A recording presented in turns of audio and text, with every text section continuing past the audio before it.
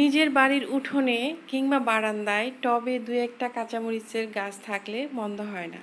তো hello everyone, আসসালামু আলাইকুম। চলে আসলাম নতুন একটা ভিডিও নিয়ে। আজকে কোনো রেসিপি নয়, অনেক দিন পরে আমি আমার বারান্দা বাগানের একটা ভিডিও আপনাদের সাথে শেয়ার করছি।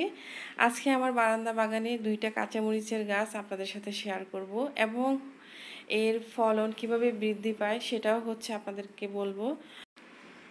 আর এই কাঁচামরিচ গাছগুলো আমি বীজ থেকে তৈরি করেছিলাম, বলতে গেলে বিনে পয়সায়। আর কাঁচামরিচ ছাড়া কিন্তু কোনো রান্নায় ফুলফিল হয় না, একদম ইনকমপ্লিট থেকে যায়। আর যদি বারান্দায় আপনি এরকম দু একটা গাছ লাগিয়ে রাখেন, তাহলে কিন্তু আপনার জৈবিক চাহিদা অনেকটাই মিটে যায়। আর নিয়মিত পানি আর চায়ের পাতা যদি আপনি গাছের গোড়ায় দেন, তাহলে ফলন অনেক বৃদ্ধি পায়।